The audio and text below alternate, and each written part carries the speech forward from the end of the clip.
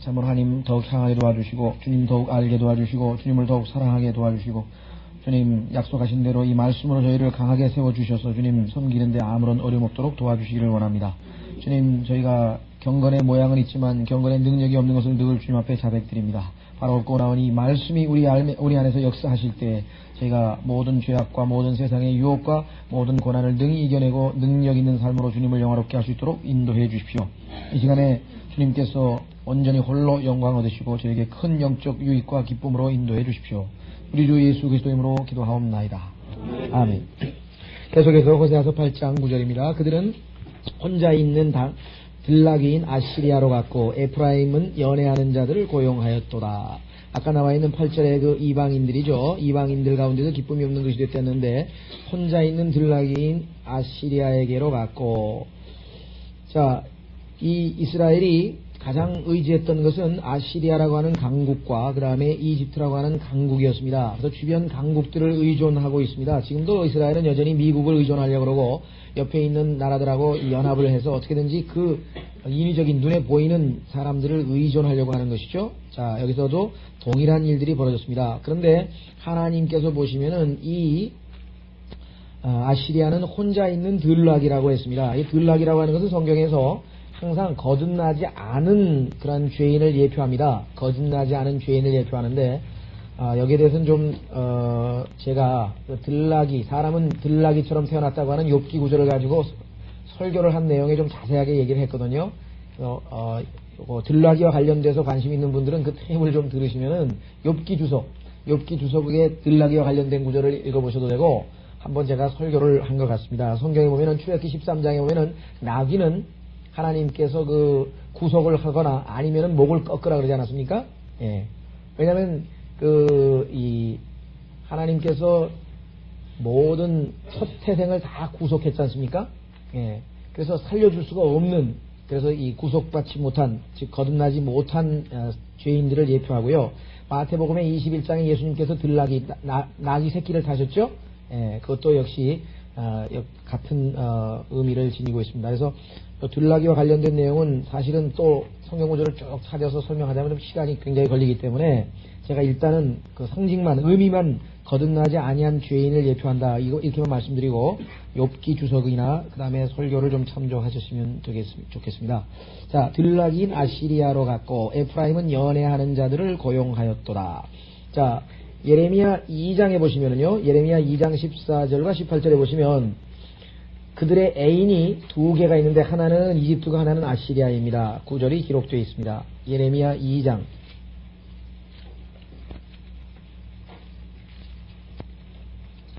예레미야 2장 14절에 보시면요.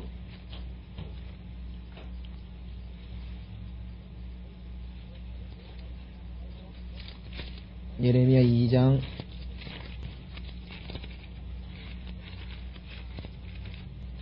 잠깐만요. 2장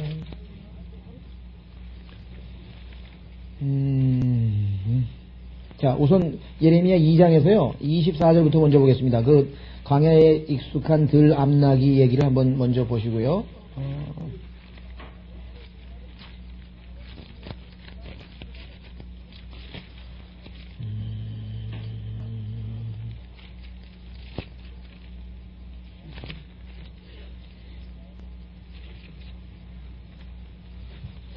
예, 우선 24절 먼저 보겠습니다. 예. 광야에 익숙한 들 암나귀가 그녀의 정력의 바람을 쿵쿵거리나니 그때가 되면 누가 그 나귀를 돌이킬 수 있으리요. 그 암나귀를 찾는 모들이 스스로를 피곤케 하지 아니하고 그녀의 달에 그 암나귀를 찾으리라. 그래서 이스라엘이 마치 이런 암나귀가 그런 바람을 쿵쿵거리면서 자기 순나귀들을 쫓아다니는 그러한 모습으로 이스라엘에 비유를 하셨죠. 우선 에스겔서 16장 한번 보겠습니다. 제가 아까 성경 구절을 잘못 찾은 것 같은데 에스겔서 16장에 한번 확인해 보겠습니다. 여기 여기 보면은 이스라엘이 나라 이름은 안 나오지만 여기 보시면은 아시리아에만 나오는군요. 이집트는 여기는 안 나오고요. 28절입니다. 에스겔서 16장 28절에 보면 너는 만족하지 아니하였으므로 아시리아인들과도 음란한 짓을 하였으며 그렇게 되어 있고요. 29절에는 너는 또 가나안 땅에서 칼데아까지 내 음행을 더욱더 많이 행하고도 이렇게 해서 이스라엘 백성들이 32절 마치 자기 남편 대신에 타인들을 끌어들이는 간음하는 아내와 같도다. 이렇게 해서 하나님께서 이스라엘이 정말 아주 노골적으로 35절에 보면요. 그러므로 오 창녀야 너는 주의 말씀을 들으라. 하나님께서 이스라엘을 보고 창녀라고 이렇게 아주 막 강력한 말씀을 해가면서 우리가 하나님을 사랑하는 대신에 세상을 사랑하는 것, 그것도 영적 음녀죠. 그리스도인들도 하나님께서는 그렇게 부르십니다. 영적 음녀라고 세상을 사랑하는 사람은 그렇게 부르시는 겁니다. 예. 자, 그래서 여기 애인을 고용했다라고 하는 말이 바로 그 얘기입니다. 연애하는 자들을 고용하였다. 호세아서 다시 돌아오겠습니다. 8장 9절. 자, 그런데 10절 정녕 그들이 민족들 가운데서 고용하였을지라도 그런데 그 사람들이 그러면 도움이 되는가? 실제적으로 그렇지 않아요. 오히려 하나님께서 그들을 그 도움을 구하러 갔던 이방 나라들로부터 하나님께서 이스라엘 민족을 다시 모으신다고 되어 있습니다. 10절 이제 내가 그들을 모으리니 이렇게 얘기했습니다. 그래서 여러분 아시는 것처럼 이스라엘 백성들이 도움을 청하기 위해서 전 세계로 흩어졌는데 그 중에는 미국도 있고 전 세계 모든 국가들이 있죠. 지금 오늘날에도 보면은 미국에 살고 있는 이 유태인도 많고, 자 이들을 다시 불러 모으시는데 1차적으로 1948년에 일단 불러 모으셨습니다. 지금도 계속해서 러시아나 이런 나라들로부터 이스라엘로 돌아오는 사람들이 많이 있죠. 예. 자 하나님께서 두 번째로 불러 모으시는 내용은 성경에 예언이 되어 있습니다. 한번 확인해 보겠습니다. 첫 번째 불러 모으시는 것은 아시다시피 바벨론 포로로 잡혀갔을 때 다시 에스라, 느헤미야를 통해서 귀환했던 그 내용이 있고요. 두 번째로 다시 모을 때는 1948년 이후에 이스라엘이 독립한 이후의 사건인데요. 한번 확인해 보겠습니다. 신명기 32장 36절. 신명기 32장 36절에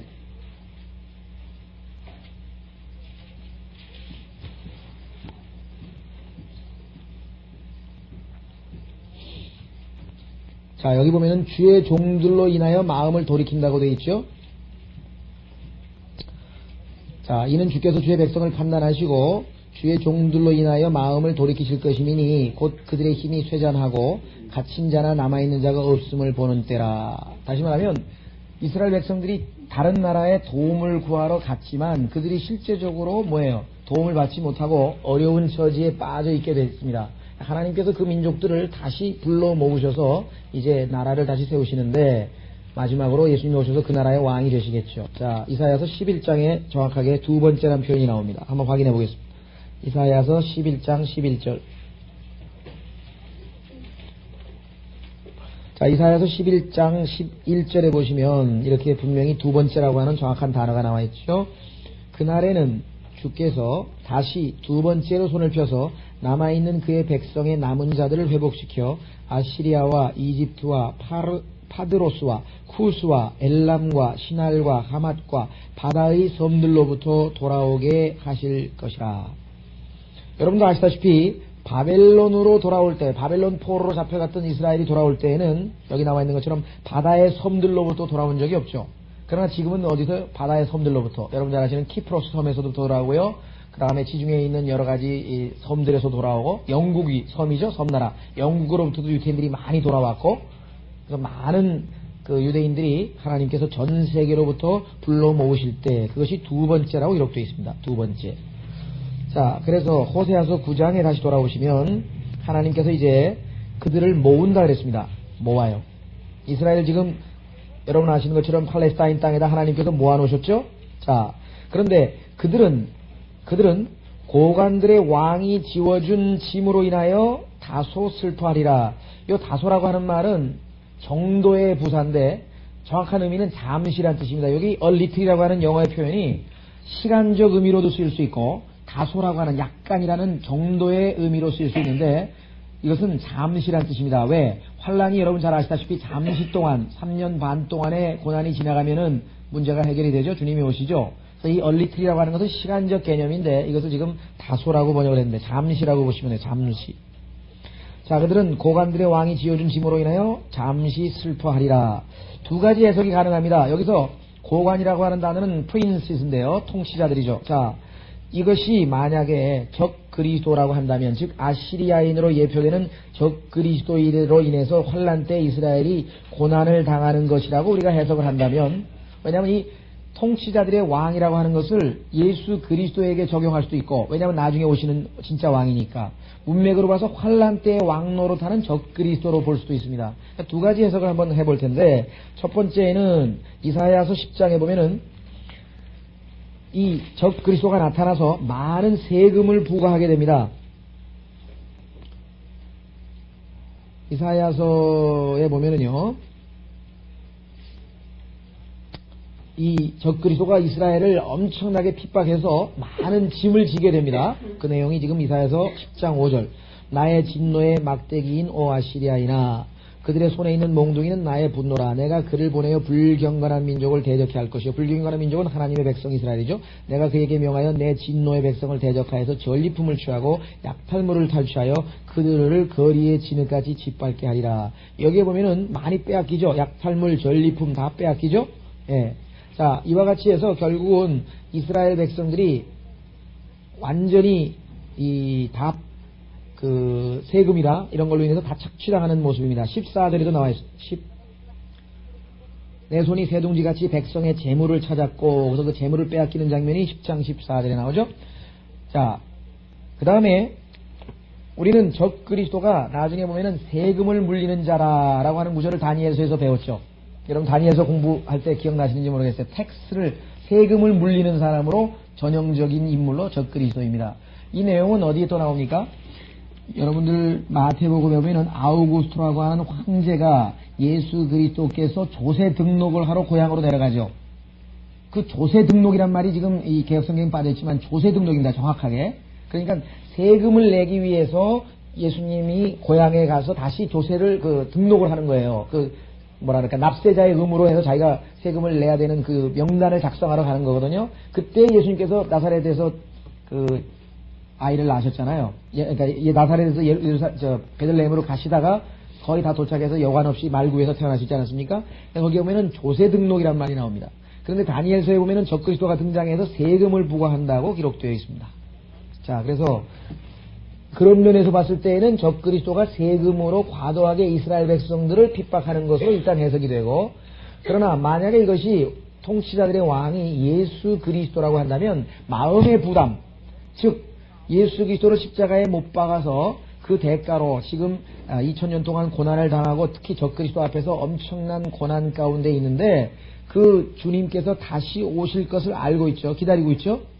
그때 가지고 있는 그 마음의 짐이라 그럴까요? 마음의 부담, 이렇게 해석을 해볼 수가 있겠습니다. 예를 들면 스가랴서 12장 10절에 보시면 유명한 구절이 나옵니다. 예수님께서 다시 돌아오실 때 예수님을 찔렀던 그들이 쳐다보면서 애곡하는 장면이 나옵니다.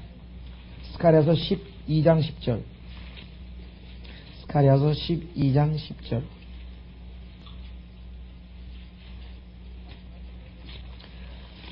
스가랴서 12장 10절에 보시면 그 유명한 구절이죠. 자, 두 가지 면에서 우리가 주의해야 될 구절인데요. 또 내가 다윗의 집과 예루살렘의 거민들 위에 은혜와 간구의 영을 부어주리라. 그러면 그들은 그들이 찔렀던 나를 쳐다볼 것이요. 얼마나 마음의 짐이 되겠어요. 저분이 바로 2000년 전에 우리 조상들이 죽였던 바로 그분이구나. 그들이 그를 위하여 애통하리니, 여기 나와 있죠. 마치 어떤 사람이 자기 외아들을 위하여 애통함 같이 할 것이요, 그들이 그를 위하여 비통에 잠기리니 마치 어떤 사람이 자기 처자들을 위하여 비통에 잠기듯 하리라. 이렇게 해서 이스라엘의 무거운 마음의 짐으로 우리가 해석을 해볼 수 있는데요. 자, 그 구절에서 조심하실 것, 셋째 줄에 보시면 그러면 그들은 그들이 찔렀던 나를 쳐다볼 것이요. 나라고 돼 있죠. 개혁성경에는 그들이 찔렸던 그라고 번역이 되어 있습니다. 그, 힘으로 되어 있어요. 미가 아니고 힘. 자, 분명히 계시록 1장에 보면은 그들이 찔렀던 분이 누굽니까? 예수님이죠. 그렇죠? 예수님이 십자가에 달리신 분은 예수님이죠. 그런데 지금 여기는 나라고 했어요. 근데 지금 스가랴서 12장에 주어 이 말씀을 하고 있는 분은 뭐냐면 여호와 하나님이시거든요. 따라서 나를 찔렀다고 하면은 그 여호와 하나님, 구약에 나와 있는 그 여호와가 예수 그리스도라고 하는 것을 입증하게 되죠. 예수님의 신성을 입증하게 되죠. 그런데 이걸 글을 고쳐놓으면은 전혀 예수 그리스도께서 신성을 지니신 주 여호와 하나님이라고 하는 사실을 입증할 수가 없게 됩니다. 그렇기 때문에 예수 그리스도의 신성을 거부하는 자들이 분명하게 모든 필사본에 미라고 되어 있는 것을 힘으로 다 뜯어 고친 것이에요. 이런 구절에서 정말 은밀하게 이런 성경 변개 작업이 진행이 됐기 때문에 일반적인 사람들은 알 수가 없어요. 알 수가 없어요. 자, 실제적으로 계시록 1장을 보십시오. 뭐라고 되어 있나? 거기는 분명히 그라고 되어 있어요. 계시록 1장 7절. 계시록 1장 7절. 보라, 그가 구름들과 함께 오시리니 예수 그리스도 모든 눈이 그를 볼 것이며 그를 찌른 자들도 볼 것이요. 그랬잖아요. 이거를 근거로 해서 싹 뜯어 고친다고요. 그러나 성령님께서는 의도적으로 미와 힘을 같은 예수 그리스도가 바로 구약의 하나님이라는 것을 입증하기 위해서 의도적으로 달리 기록해 놓으신 거거든요. 성경을 우리가 함부로 손대쓰는 때는 엄청난 일이 벌어진다. 자, 그래서 다시 호세아서 9장에 와서 우리는 10절을 두 가지로 해석을 했습니다. 뒷부분에 그들은 고관들의 왕이 지워준 짐으로 인하여 잠시 슬퍼하리라. 11절 에프라임이 많은 제단을 만들어 죄를 지었으니 엄청나게 많은 제단을 만들었습니다. 한번 확인해 보십시오. 10장 1, 2절 호세아서 10장 1, 2절에 보면은 하나님 앞에 얼마나 많은 제단들을 만들었는지 몰라요. 호세아서 10장 1절 이스라엘은 헛된 포도나무라 그가 자기에게 열매를 내는도다. 그의 열매가 많을수록 그는 제단의 수를 늘렸으며. 자, 우상을 숭배했더니 야, 포도도 많이 있고 무화과도 많이 있고 그냥 잘 되더라 이거죠. 예? 우상 숭배를 했더니 사업이 잘 돼. 그냥 더 바쳐. 예? 그래서 절에다도 갖다 더 바쳐 이렇게 되죠. 이스라엘도 똑같은 짓을 하는 거예요 지금. 그의 땅이 좋을수록 그들은 형상들을 좋게 만들었도다. 마치 우상들이 자기들에게 잘 먹고 잘 먹여주신 것처럼 하나님은 뭐예요? 내가 다 해준 건데 너는 엉뚱한 데다 갖다 바쳤다. 제단을 갖다가. 그래서 12절 10장 2절에 보시면 호세아서 10장 2절 그들의 마음은 나뉘었고 이제 그들에게서 잘못이 발견되리니 주께서 그들의 제단들을 부수실 것이요. 아무짝에도 쓸데없는 제단이죠. 그들의 형상들을 헐으시리라.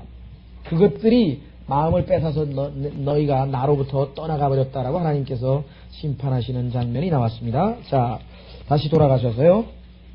12절 호세아서 8장 12절 내가 그를 위하여 내 율법에 많은 것들을 기록하였으나 많은이 아니라 고치십시오. 위대한 것들입니다. Great things죠. 많은이 아니고 great things.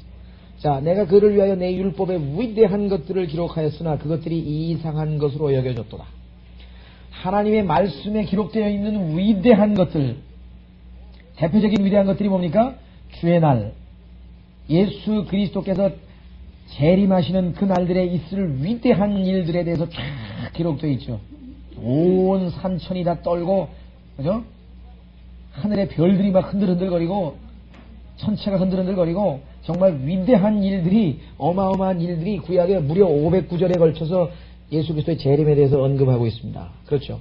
그뿐만 아니라 과학적으로도 지금도 과학으로 이해할 수 없는 그런 얘기들도 많이 기록되어 있잖아요.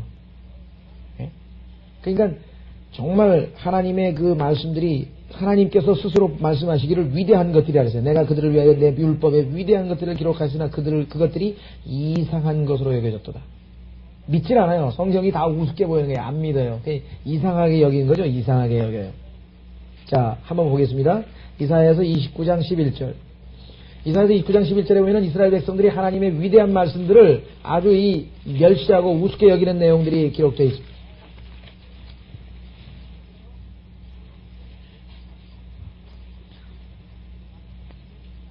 자, 이사야서 29장 11절에 모든 환상은 너희에게 마치 봉인된 책의 말과 같으니. 자, 봉인된 책이란 얘기는 읽어봐도 뭔 소리인지 모르겠다 이 말이죠. 성경이 이건 너무 어려워서 이건 도저히 하나님께서는 지금 읽고 그 말씀에 순종하라고 주신 말씀 위대한 일들이 기록되어 있는데 이스라엘 백성에게는 이것이 때로는 이상하게 보이고 때로는 이해할 수 없고 때로는 아주 난해하고 그 다음에 상징적이고 비유적이고 전부 이렇게 얘기해요. 상징적, 비유적 뭐 이런 용어를 써가지고. 그러나 하나님의 말씀은 어떤 말씀인가? 전혀 그렇지 않습니다. 한번 확인해 보겠습니다. 잠언 8장. 하나님의 말씀은 평범하다 그랬어요. 분명. 영어에는 plain이라고 하는 단어가 있는데 plain. 명명백백하다는 뜻입니다. 하나님 말씀은 뭐 어려운 게 아니에요. 명명백백해요. 잠언 8장에 하나님 말씀은 너무나 명명백백한데 왜 그것을 비유적이라 그러고 왜 그걸 상징적이라 그러고 왜 그걸 이상하다 그러고 왜 그걸 자꾸 어렵다고 하는지 모르겠다. 잠언 8장에 이렇게 기록되어 있습니다. 7절 내 입이 진리를 말하리니 악은 내 입술에 가증한 것이라 내 입의 모든 말들이 의에 있나니 그 말에는 비뚤어진 것이나 왜곡된 것이 전혀 없느니라. 그것들은 깨닫는 자들에게는 모두 알기 쉬운 것이요. 이 알기 쉽다는 단어가 영어에는 plain이라고 하는 단어가 나왔어요. plain. 명백하다 이거죠. 너무나 분명하다 이거죠. plain. 알기 쉽다. 의역이 되어 있는데요. 너무나 분명해서 그냥 읽으면 다 안다 이 말이죠. 자, 오죽하면 하나님께서 이렇게 말씀하셨어요. 계시록 19장. 계시록 19장에 가시면 하나님의 말씀은 어떤 말씀인가? 참된 말씀이요 신실한 말씀이라 해야 돼요. 어렵고 난해하고 이상하고 그렇게 여겼다 그랬는데 그렇지 않단 말이죠. 계시록 19장 9절 보시면요. 계시록 19장 9절에 그때 그가 내게 말하기를 어린 양의 혼인잔치에 초대된 그들은 복이 있다고 기록하라 하고 또 내게 말씀하시기를 이것들은 참된 하나님의 말씀들이라. 그래서 true라 그랬죠. 참된 하나님의 말씀이라고 얘기를 했습니다. 예. 자, 뿐만 아니라 계시록 22장으로 가시면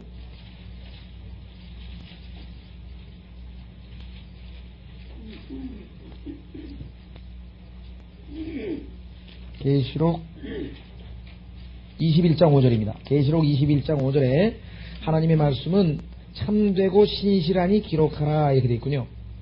또 보좌에 앉으신 분이 말씀하시기를 보라 내가 만물을 새롭게 만들어 놔시고 내게 말씀하시기를 이 말씀들은 참되고 신실하니 기록하라. 그러면 분명하고 참되고 신실한 말씀이라고 성경에 말씀했는데 이스라엘 백성들은 이상하다 그래야 돼요. 하나님의 위대한 율법에 기록되어 있는 위대한 말씀들을 놓고 이상하다 그래서 이상하다. 자, 다시 호세아서로 돌아옵니다.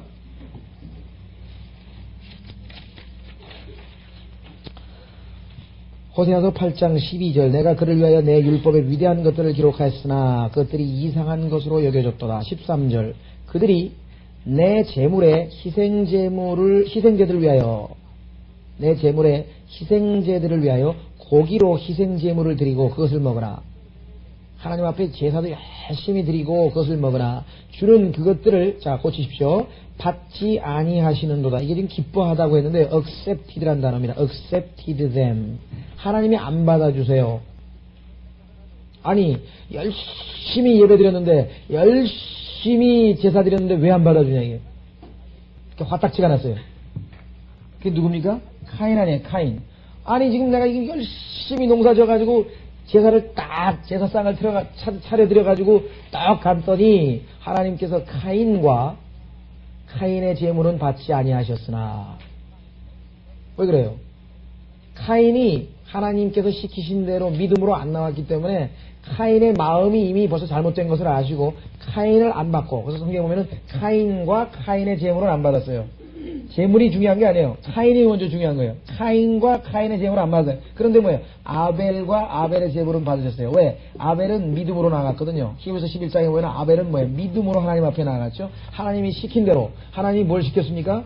네 아비와 어미 아담과 이브가 용서받는 그 장면을 보았겠죠. 가르쳐줬겠죠. 어떻게? 짐승을 잡아서 어린 양을 잡아서 죽여서 죄를 전가시키고 그 피로 용서해 주시고 가죽옷을 입혀주신 것을 분명하게 전해 듣고 하나님 앞에는 뭐예요? 그죠? 피를 가지고 내 죄를 짐승에게 다 안수가 전가입니다. 안수는 두 가지입니다. 죄를 전가할 때도 안수, 그렇죠? 능력이나 의를, 즉 그죠? 바울이나 이런 사람들이 디모데에게 안수할 때도 바울의 권위나 능력이나 이런 것을 전가할 때도 안수. 그러니까 안수라고 하는 것은 일치예요. 이거하고 나하고 똑같은 겁니다. 하나가 됐습니다. 근데 날 죽이지 말고 하나니까 짐승을 죽이시면서 나를 죽이신 걸로 쳐주는 거죠. 그렇죠? 자, 그래서 이 아벨은 하나님이 받으셨기 때문에 아벨의 제물도 받으신 거예요. 그러니까 지금 이스라엘은 하나님이 안 받으셨어요. 마음이 잘못됐어요. 그러니까 제물들은 여기 안 받으셨다 그랬죠. 주는 그것들을 받지 아니하는도다. 자, 실제적으로 유명한 이사야서 11장에 나와 있습니다. 이사야서 1장에 보면은 하나님께서 아주 안 받은 정도가 아니라 너희들이 뭐 모여서 예배드리고 뭐 찬송하고 경배와 찬송하고 난 아주 지겹다고 하나님께서. 왜 그런가 보세요 한번. 견딜 수가 없다 그래서 하나님께서 난 마음에도 없어가지고 와가지고 그냥 막 제사 지내고 이런 것. 자, 이사야서 1장 10절서부터 보시면요. 아주 구체적으로 하나님께서 굉장히 노골적으로 말씀하십니다. 너희 소돔의 지리자들아 주의 말씀을 들으라. 너희 고모라의 백성들아 우리 하나님의 법에 귀를 기울이라. 너희의 수많은 희생제물이 내게 무슨 소용이 있느냐. 주가 말하더라. 나는 수장들의 번제물들과 살진 짐승들의 기름으로 배불렀으며 또 나는 숫송아지들이나 어린 양들이나 숫염소들의 피를 기뻐하지 아니하노라. 너희가 내 앞에 나타날 때 너희 손에 이것을 가져와 내 뜰을 밟으라고 누가 요구하였느냐. 헛된 예물을 더 이상 가져오지 말라. 분향은 내게 가증하며 새달들과 안식일들과 집회들을 모으는 것도 내가 견딜 수 없으니 심지어 엄숙한 모임까지도 악한 것이니라. 수없이 많은 사람들이 내일도 오전 11시에 모여서 예배 드린다고 모이지만요. 하나님께서 받으시는 예배가 어떤 예배인지 요한복음 4장에 써있죠. 영과 진리로 경배하는 자들을 찾으시느니라. 영과 진리로 하나님께 경배하지 아니하면 아무리 여기 나와 있는 것처럼 뭐 세달하고 뭐 명절들 뭐 심지어는 하나님이 이것은 내게 지며 내가 지기에 피곤하도다. 너희가 너희 손에 내밀 때면 나는 너희에게 내 눈을 가리리라. 재단 아무리 가져와도 뭘 가져와도 난 가려버리겠대. 정녕 너희가 기도를 많이 할 때도 내가 듣지 아니하리니 너희 손은 피로 가득하도다. 무작정 가가지고 기도를 많이 하면 이것이 하나님 보시기에 다 받으시니 아닙니다. 하나님의 방법대로 해야 돼요. 하나님이 정해주신 그 방법 그대로 해야 돼요. 자, 신학적으로 적용해 보겠습니다. 두 구절 보겠습니다. 요한복음 4장. 요한복음 4장에 뭐라 그랬습니까? 영과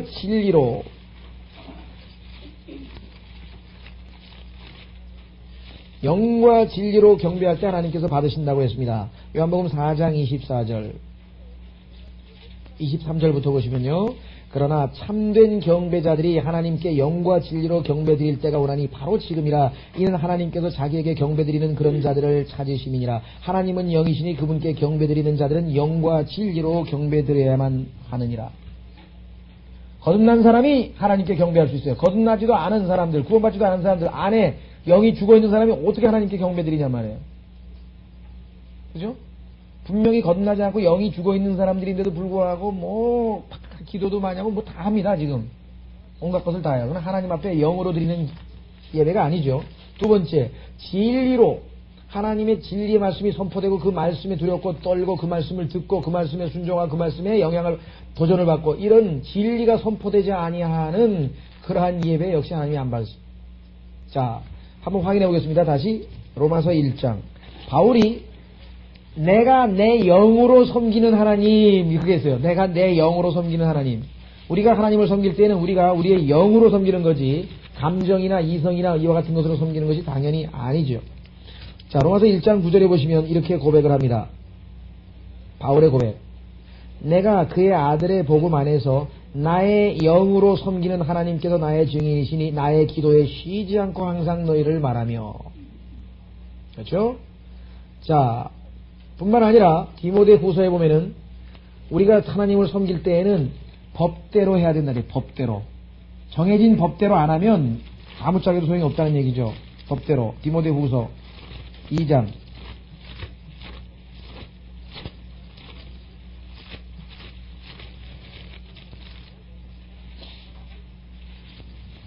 디모데후서 2장에 보시면은요. 또 이기려고 애쓰는 사람이 규칙대로 하지 아니하면 면류관을 얻지 못하리라. 이 규칙대로라고 번역한 것은 의역이고요. lawfully입니다. lawfully. 합법적으로. 하나님이 정하신 법에 맞게. lawfully.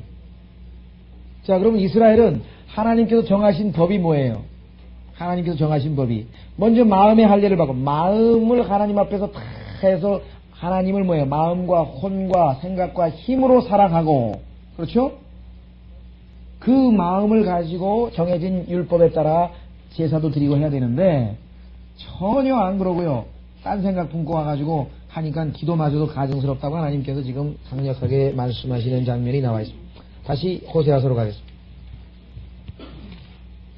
그래서 하나님께서 받지 않으시고요. 13절. 이제 그가 그들의 죄악을 기억하고 그들의 죄들을 감찰하리니 그들이 이집트로 돌아가리라. 하나님께서 감찰하신다 그랬습니다. 그런데 실제적으로는 아시다시피 아시리아로 잡혀갔죠. 이스라엘이. 아까 봤죠. 우리 열왕기 하에서. 아시리아로 잡혀갔는데 그 아시리아로 잡혀가기 전에 이집트로 내려간 사람들이 있었습니다. 하나님이 시키지도 않았는데 분명히 예레미야는 이집트로 가서는 안 된다라고 얘기를 했는데 이집트로 내려간 사람들이 있었어요. 예. 자, 여기 보시면 호세아서 9장 6절에도 보면 나오죠.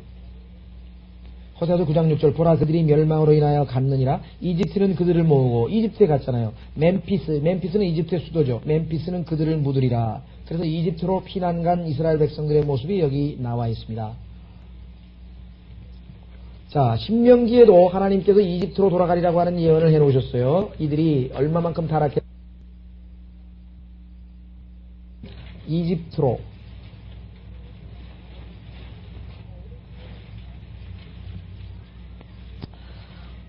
가서 조롱을 당하는데요. 이스라엘 백성들이 어떻게 조롱을 당하나 보십시오. 신명기 28장 68절 내가 네게 말하기를 내가 더 이상 다시는 그것을 보지 않으리라고 한 그 길을 따라 주께서 너를 다시 배에 태워 이집트로 데려가시리니 거기서 너희가 남자 노예들과 여자 노예들로 너희 원수들에게 팔릴 것이나 너희를 살 자가 없으리라. 노예로도 안 사줘요. 노예로도 안 사줄 정도로 아주 조롱을 당하는 이스라엘의 모습을 하나님께서 묘사하셨습니다. 다시 호세아서 14절 8장 14절로 오겠습니다. 호세아서 8장 14절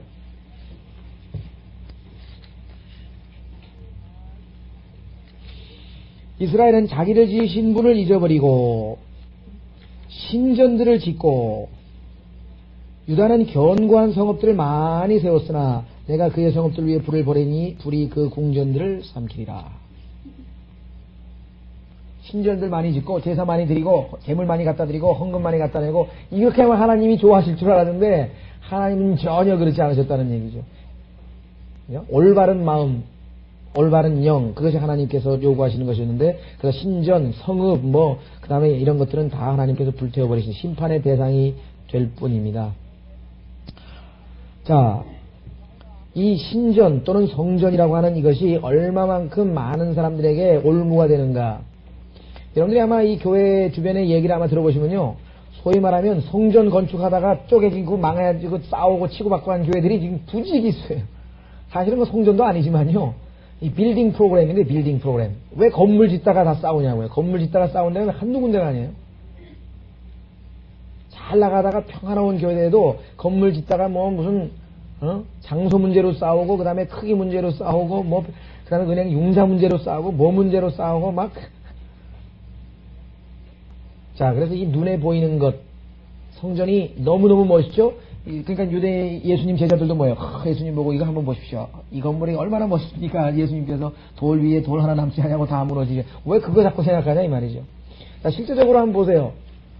누가복음 9장 33절에 보면은 그 예수님의 수제자였던 베드로도 장막에 대해서 연연합니다. 여기다 장막을 지으십시다. 장막 짓는 게 중요합니까? 지금 하나님 말씀 듣는 게 중요합니까?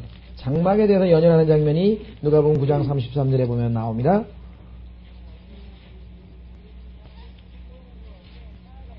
누가복음 9장 33절 그리고 그들이 주로부터 떠날 때 베드로가 예수께 말씀드리기를 선생님 우리가 여기 있는 것이 좋사오니 장막 셋을 짓되 하나는 주님을 위하여 하나는 모세를 위하여 또 하나는 엘리야를 위하여 지었으면 하나이다 하였으니 자기가 무엇을 말하는지도 모르며 말하더라.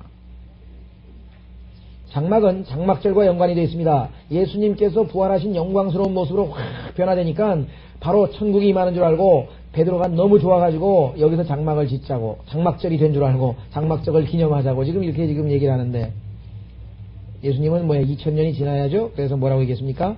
34절 그가 이런 말을 하고 있을 때 구름이 와서 그들을 덮으니 그들이 구름 속으로 들어가자 제자들은 두려워하더라. 그때 구름 속에서 음성이 있어 말하기를 이는 내 사랑하는 아들이니 그의 말을 들어라. 성막 짓자 그러고 장막 짓자 그러고 뭐 하자 말고 그런 빌딩 프로그램에 대해서 얘기하지 말고 그의 말을 들어라 이렇게 얘기했습니다. 자, 하나님께서 이스라엘 백성에게 반드시 하나님이 정해준 그 모델대로 성전을 지으라 그랬죠. 한번 보겠습니다. 역대상 28장 12절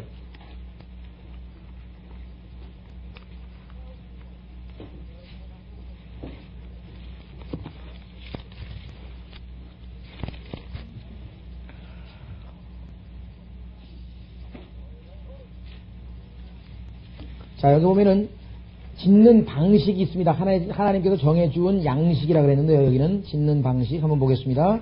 역대기상 28장 11절에 보시면 그 후 다윗이 그의 아들 솔로몬에게 준 것은 성전을 짓도록 재료를 줬는데요. 현관과 그 집들과 그 보물 창고들과 그 위층 방들과 그 내실들과 자비석의 양식이란 말이 나와있죠. 또 그가 영으로 알게 된 주의 전에 하나님께서 성령을 통해서 알려줬습니다. 영으로 알게 된 주의 전에 뜰과 주위의 모든 방들과 하나님의 전 보물 창고들과 헌물의 창고들의 양식이며 11절에도 양식 하나님께서 정해준 방식 그대로 건물을 지어야 되는데 그렇게 안 짓고요. 지멋대로 지었습니다. 자기가 기분 내키는 대로 지었어요. 한번 보겠어요. 예레미야 7장 4절. 그래서 하나님께서 야 이거 성전이라고 지어놨냐? 베델에다도 지어놓고요. 단에다도 지어놓고요. 지멋대로 자기들이 좋은 대로 심지어는요. 다마스커스에 가가지고 이방 신내 신전 구경하고 야 멋있다 그래가지고 그대로 갖다 지어놨어요. 하나님 보고 거기 들어가 계시라고. 에? 야, 이방, 다른 종교에 가보니까, 그냥 막, 막, 춤추면서, 그 축제 하잖아요. 이방신들의. 그러니까 그냥 무슨 경배와 찬양을 동원해가지고 막 춤을 추면서 예배를 드리는 것이 진짜 좋은 예배라 해가지고 그걸 도입한 사람이. 다른 종교에서 하는 거를 갖다가, 예배 의식에다가 막 갖다가 써먹는 사람들이 있다고. 엊그제인가 말씀드렸죠. 심지어는요, 교회에 뭐하러 시간 낭비하러 오냐 이게요. 와서 뭐도 보고 패션쇼도 보고 예배도 드리고 그래서 패션쇼 예배가 지금 등장을 했어요. 우리가 생각할 때는 이게 도대체 어떻게 돌아가는데 그것도 우리나라에서 몇째 가라면 서러운 유명한 교회입니다.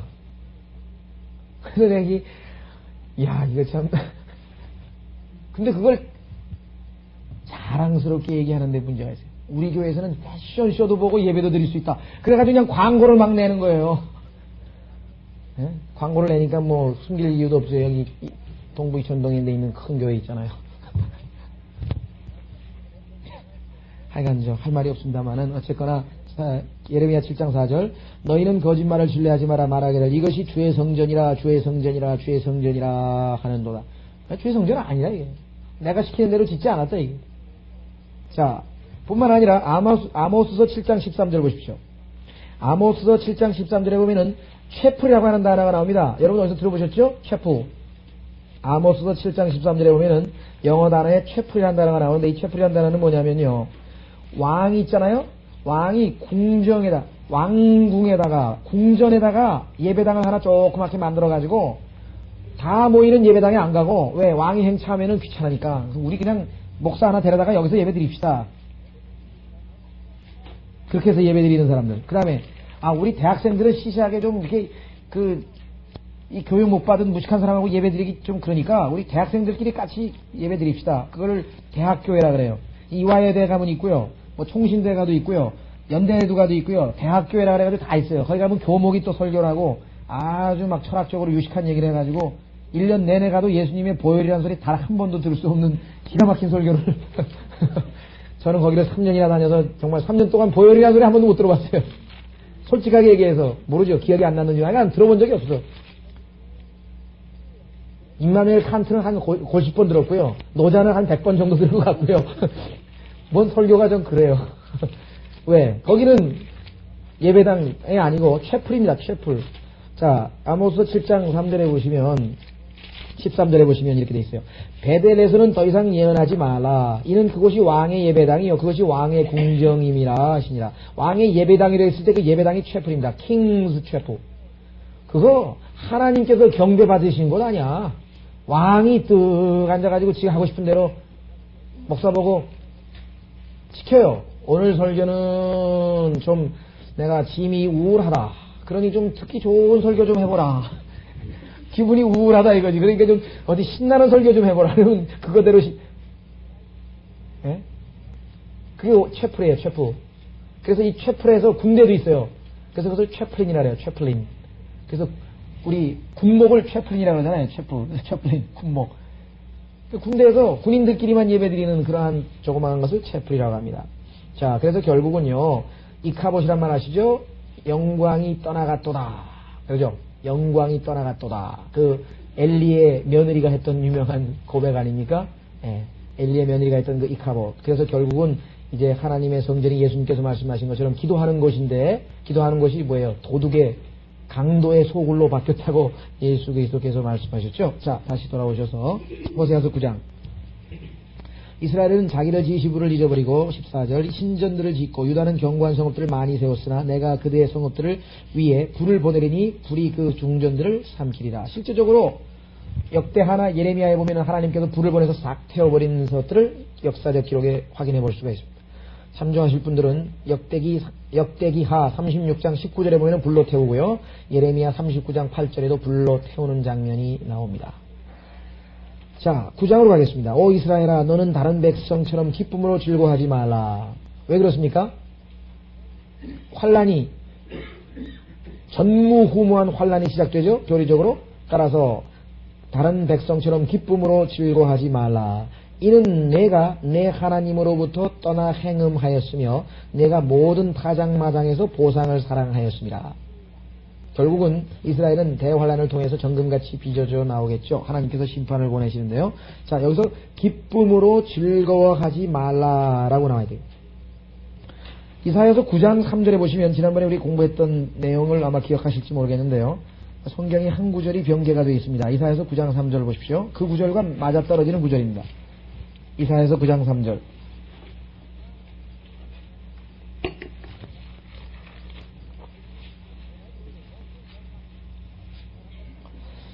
이사야서 9장 3절을 보면은 모든 성경에서 다 단어 하나가 빠져 있는데요. 무슨 단어인가 잘 한번 보십시오. 자, 주께서 그 민족을 번성케 하셨으나 그 즐거움은 늘리지 아니하셨도다.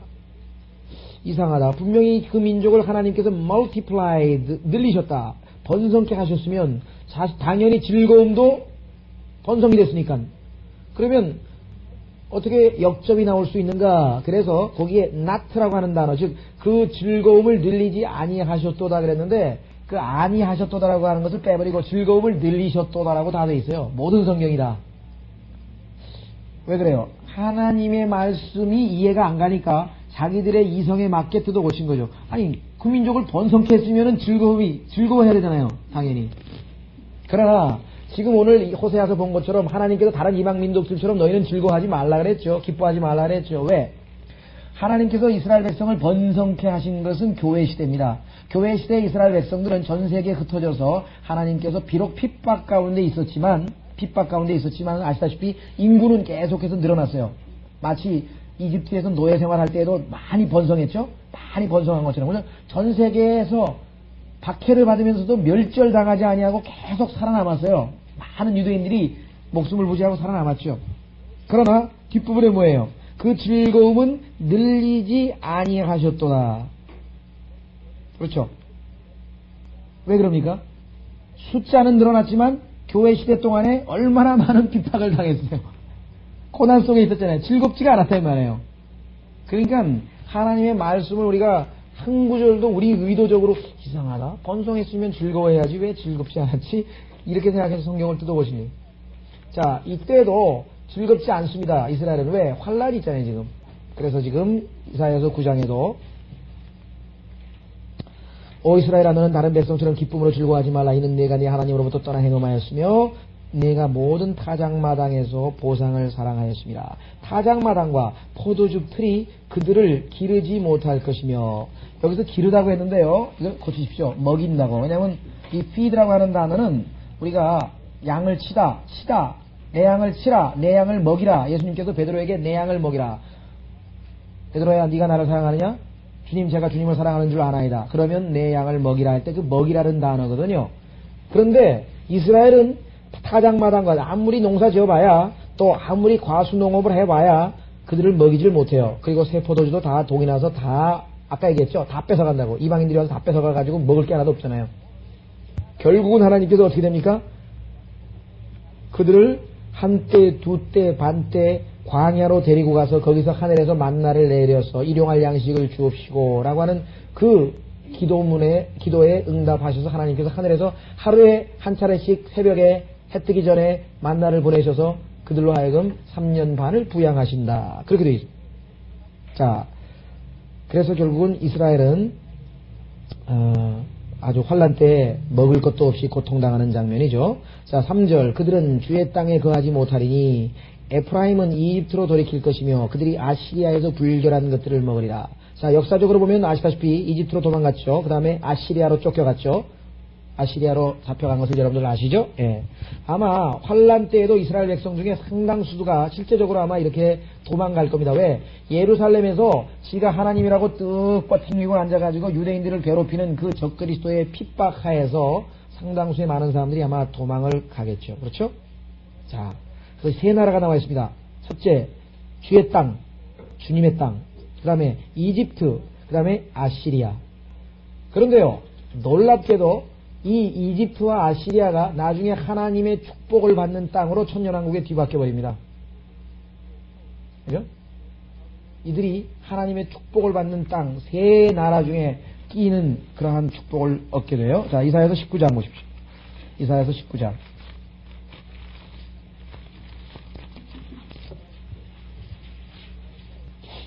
예수 그리스도께서 재림하시는 행로 가운데 그 아시리아로 올라가는 킹스 하이웨이가 있다 그랬죠. 자, 그래서 이집트 시내산에서부터 시작해서 예수님이 행로하시는데, 자, 이사야서 19장 23절. 그날에 이집트에서 아시리아까지 대로가 있게 되니, 지금은요 뭐 팬 아메리칸 하이웨이라 그래가지고 저 알래스카부터 시작해가지고 남미 저 밑에 북극 가까운 것까지 쫙 뭐 1000km, 2000km가 넘는 아주 어마어마한 팬 아메리칸 하이웨이도 있고요. 뭐 우리나라도 고속도로가 많죠. 자, 예수 그리스도께서 다스리는 천년왕국 때에는 어디가 고속도로가 있게 되나 한번 보세요. 하이웨이. 자, 이집트에서 아시리아까지 대로가 있게 되리니 아시리아인이 이집트로 들어갈 것이며 또 이집트인도 아시리아로 들어갈 것이라. 그러면 이집트인들이 아시리아인들과 함께 섬기리라. 예수님을. 그날에 이스라엘은 이집트와 아시리아 더불어 셋 가운데 하나가 될 것이며 땅 가운데 복이 되리니 만군의 주께서 그들에게 복을 주어 말씀하시기를 내 백성 이집트와.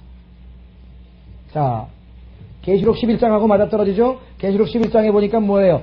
이 세상의 왕국들이 그의 그리스도의 왕국이 된다 그랬어요. Kingdoms of the world가 누구예요? 예수님 것이 되잖아요. 그러니까 세상을 예표하고 있던 이집트는 당연히 뭐예요? 주님의 땅이 되는 거죠. 그래서 뭐라 그랬어요? 여기서 나의 것이라 그랬잖아요. 그렇죠? 자, 주께서 그들에게 복을 줘 말씀하시기를 내 백성 이집트와 내 손으로 지은 아시리아와 나의 유업 이스라엘의 복이 있으라 하시리라. 천년왕국 때 가장 두각을 받는 세 지역이 바로 이 지역입니다. 하나님께서 처음에 인류의 문명을 발생시켰던 바로 거기죠. 첫 번째로 다시 되돌아갔어요. 첫 번째로 다시 되돌아갔어요. 그래서 천년왕국 때 이 두 지역과 주님의 땅, 즉 이스라엘이 차지할 땅은 가장 복받은 땅으로 이렇게 인정을 받게 될 것입니다. 자, 호세아서 9장 4절로 오셔서요. 그들은 주께 포도주 제물을 드리지도 못하며 그에게 기쁨이 되지도 못할 것이라. 그죠? 그들의 희생제들은 그들에게 애곡하는 자들의 빵과 같아서 그것을 먹는 자는 모두 더럽혀질 것이니. 자, 하나님께 바치는 빵은 누룩이 들어가지 아니하는 정결한 빵이어야 되는데 이 이스라엘이 하나님 앞에 제물로 드렸던 빵은 더럽혀진 빵이었습니다. 말라키 1장 7절을 보십시오. 말라키 1장 7절에 보시면 더럽혀진 빵이라고 하는 걸 알 수 있어요. 말라키 1장 7절. 그래서 하나님께서 아니 네 왕에게 그런 거 갖다 줘봐라 먹나. 어제 얼마 전에 그 우리 신근이 엄마가 신근이 성근이를 야단을 치는데 옆에서 가만히 이렇게 우연히 들었어요. 그냥 야단을 치는 걸 이렇게 들어보니까 뭐라고 야단을 치냐면 아주 현명하게 야단을 치더라고요. 네가 갖고 싶지 않은 것, 그러니까 네가 보기에 마음에 안 들어서 버리고 싶은 것, 그 절대 남 주지 말라. 네가 꼭 갖고 싶은 거, 네 마음에도 드는 걸 남 줘야지. 에이, 남의 마음에 아니까, 내 마음에 이거 뭐 나한테 쓸모 없으니까 다른 사람이나 주자. 이러지 말라고. 그게 좀 찔끔하더라고요. 과거에 내가 남 줄 때 혹시 이거 나한테 남아도록 하는 건데 그냥 쓸데없는 건데. 그죠? 이게 지금 하나님 앞에도 그런 마음으로 지금 이스라엘 백성이 했다 이 말이에요. 한번 보세요. 말라키 1장 6절. 아들은 자기 아버지를 공경하고 종은 자기 주인을 공경하나 오 내 이름을 멸시하는 제사장들아 만군의 주가 너에게 말하노니 내가 아버지일진데 나를 공경함이 어디 있으며 내가 주일진데 나를 두함이 어디 있느냐. 그러나 너희는 말하길 우리가 어떻게 주의 이름을 멸시하였나이까. 아니 언제 우리가 하나님을 멸시했습니까? 이러고 하는도다. 너희가 더럽혀진 빵을 내 제단 위에 드리면서 말하기를 우리가 어떻게 주를 더럽혔나이까 하니 너희가 주의 상은 멸시할 만하다고 말함으로써 더럽혔도다. 너희가 눈먼 것들을 희생제로 드린다. 짐승 중에서 흠없는 것을 잘 골라가지고 제일 살진 것, 제일 좋은 것. 그렇죠. 아벨은 그의 양들 중에서 제일 살찌고 제일 좋은 걸로 하나님께 바쳤다고 성경에 기록되어 있는데 여기는 보니까 눈먼 것들. 이거 어차피 이건 뭐 키울 수도 없는 거, 눈먼 것들. 그것이 악하지 아니야. 너희가 저는 것들과 병든 것들을 드리라면 저는 것, 병든 것 이거 다 하나님 앞에 갖다 드려. 왜 어차피 그러면서 뭐라 그랬어요? 하나님 앞에 지금 내 총독에게 그것을 바쳐봐라. 그가 너를 기뻐하겠으면 너를 외모로 받아들이. 아니, 네 통치자한테, 네 시장한테, 네 군수한테 갖다 줘봐라. 그거 받겠냐? 하나님한테 가져오는데 아주 그냥 버릴 것들 골라가지고 가져왔냐고. 지금 하나님께서 이스라엘에게 이렇게 책망을. 그렇죠? 이 정도 한번 생각해 보십시오. 이 구절은 사실 영적으로 우리에게 굉장히 적용될 만한데요. 그리스도인 가운데 성경을 읽는 시간과 기도하는 시간이 나에게 있어서 제일 정신이 말짱말짱하고 아주 컨디션이 좋은 시간인가? 아니면 그냥 완전히 지쳐나가가지고 밤에 잘 때 그냥 주여 피곤합니다 용서하십시오 기도하고 가만히 생각하면서 가만히 있어보자. 내가 지금 근데 저는 다행인 것은요. 정신이 말짱하고 이게 컨디션이 좋지 않으면 성경이 읽어도 잘 들어오지 않아요. 그래서 그냥 잠도 푹 자고 해가지고 좀 맑은 정신이 됐을 때 목욕 재개하고 딱 성경을 읽습니다. 다행히. 근데 기도는 제가 그렇지 못해요. 그러니까 우리 집에서 우리 애들하고 우리 애들 당신은 기도하는 거예요. 자는 거예요. 기도하다 자다 기도하다가 제가 잘 졸아요. 뭐냐면 탄식하고 주여 어쩌고 하다가 보면은 나중에 보면 이게 금방 보니까 코를 고세요 그런다고. 기도하다가 코는 경우가 많아요. 가만히 있어봐. 이게 아닌데 말짱한 정신에 좀 그렇게 기도해야 되는데 여기 보면 지금 하나님께서 더럽혀진 빵 가져왔다고 지금 얘기하시네요. 애곡하는 자들의 빵과 같아서. 다시 호세아서 9장 4절. 그들의 희생제들은 그들에게. 그래도 여러분들은 정말 하나님 앞에 가서 저는요 토요일 밤에 그잖아요. 남들은 신나게 먹고 마시고 노는데 토요일 밤에 우리는 공부했으니까 사실 의도적으로 토요일 밤에 한 겁니다. 이제 두 가지인데요. 사실은 직장 다니는 분들이 평일날은 마음 놓고 잘 오기가 힘들어요. 그래서 아예 토요일날 좀 느긋하게 와가지고 마음껏 공부하라고. 그게 1차적인 목적인데 가만히 생각하니까 영적으로도 의미가 있다 이게. 왜? 이게 토요일날 남들은 죄악을 더 많이 짓는 거 아니에요. 신나게 죄 짓는 시간인데 우리는 싹 성별내가지고 성경 공부하니까 하나님 앞에 그래도 좋은 시간을 드린 거 아니냐. 그런 면에서 봤을 때는 아주 좀 의미가 있는 것 같습니다. 어쨌거나 하나님께서는 더럽혀진 빵 갖다 대. 그래서 자 호세아서 9장 4절. 그들은 주께 포도주 제물을 드리지도 못하며 그에게 기쁨이 되지도 못할 것이라. 그들의 희생제들은 그들에게 계곡하는 자들의 빵과 같아서 그것을 먹는 자는 모두 더럽혀질 것이니 이는 그들의 혼을 위한 그들의 빵이 주의 집으로 들어오지 못할 것입니다. 혼을 속죄하려고 빵 들여오는데 안 받아. 하나님께서 더럽혀진 것 갖다 바쳤죠. 너희는 엄숙한 날과 주의 명절의 날에 무엇을 하려느냐.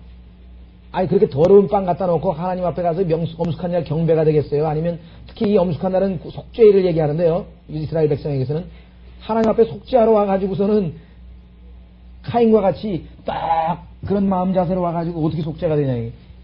아벨과 같이 와야 믿음으로 와야 되는데 이스라엘에게 너희는 엄숙한 날과 주의 명절의 날에 무엇을 하려느냐. 어떻게 돼서 너는 그런 자세로 하나님 앞에 나오느냐. 이미 이스라엘은 신명기 16장 16절에 이스라엘의 모든 남자는 1년에 3번씩 반드시 예루살렘에 오기로 되어 있는데 벌써 안 갔잖아요. 단하고 베델로 같이 예루살렘으로 안 갔잖아요. 하나님께서 하라는 법대로 하라 그랬는데 법대로 하나도 안 한 거예요. 법대로 하라 했는데 법대로 하나도 안 했죠.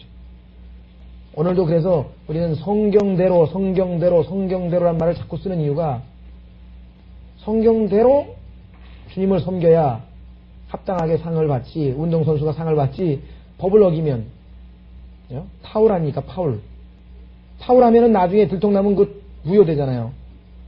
업사이드 이런 거, 미리 가서 기다린다든가. 그래서 페어플레이 못하면은 제일 운동선수 중에서는 인정 못 받죠? 페어플레이. 근데 신앙생활은 페어플레이를 하나도 안 하는 거예요. 제멋대로 하는 거예요. 권투 선수들 보면요, 권투하러 딱 주먹 쥐고 나서잖아요. 그러면은 심판이 레프리가 거기서 규칙을 설명합니다. 두 사람에게 뭐 예를 들면 벨트 아래를 쳐서는 안 되고 그다음에 주먹으로 가격할 때에는 전권으로 쳐야지 무슨 바닥으로 이런 데로 치면 이렇게 치면 이건 다 오픈 블로라 그래서 쳐주지도 않아요. 점수도 안 들어가고 규칙 어떻게 해야지 점수를 준다. 어떻게 해야 된다. 그리고 땡 하고 울리면 딱 떨어져야지 울리고 나서 치면 또 뭐 마이너스 이래가지고 다 규칙을 가르쳐 주거든요. 그 규칙대로 해야 된다. 이게. 그냥 페어플레이도 되고 왜 규칙을 안 지키는 거예요. 지금 그 여러분 잘 아시는 그 누굽니까 송건영 목사님 그 장인이요. 우리나라에서 뭐 총회장도 하시고 뭐 67세인가 여기 오늘 오신다는데 안 오셨네. 67, 8세 되신 분이 계신데 그분이 이제 상처를 하셔가지고 재혼을 하셨어요. 근데 재혼을 했는데 여자 목사랑 했어요. 근데 그 여자 목사가 교인이 80명이었는데 무슨 목사가 능력도 없고 은사도 없냐 그래가지고 자기가 설교를 하고 자기가 막 안수를 주고 다 해가지고 60명이 교회를 다 나갔어요. 교회를 다 말아먹은 거죠. 그래서 지금도 자기가 해야 된다는 거예요. 그래서 교단에서 사당동 총신이었는데 거기서 쫓아냈어요. 왜? 사당동 총신은 여자 목사는 인정을 안 하거든요. 그래가지고 교단에서 쫓겨났어요. 그래가지고 여자 목사 인정하는 교단으로 또 들어갔어요. 그래가지고 그냥 난리가 나가지고 지금 뭐 거기에 매여가지고 그 장인한테 가서 그러면 안 되신다고 지금 성경대로 안 하셨다고 성경 가지고 지금 막 하루가 멀다고 여기 사당동에 있는데 하루가 멀다고 지금 겨우 지금 성경 펴가지고 한 아내 남편이라는데 여자가 무슨 목사냐고 이건 말이 안 된다고 해가. 그리고 뭐 어딜 나셔서 지금 남편이 지금 목사가 설교하고 있는데 어디가 와가지고 안수를 혼자 하고 뭐 난리를 치고 무슨 짓이냐고. 그래가지고 지금 아주 지난번에 보니까 어디도 같이 가는데 막 꾸벅꾸벅 좋으시더라고요. 그래서 아니 무슨 힘드신 일이 있으니까 아이고 내가 요즘에 장인 영감 때문에 아주 집안이 난리가 났다고 해서 그러니까 그 여자 목사 파동이 난 거예요. 아직도 지금 가라앉지 않아가지고요. 교회당하고요.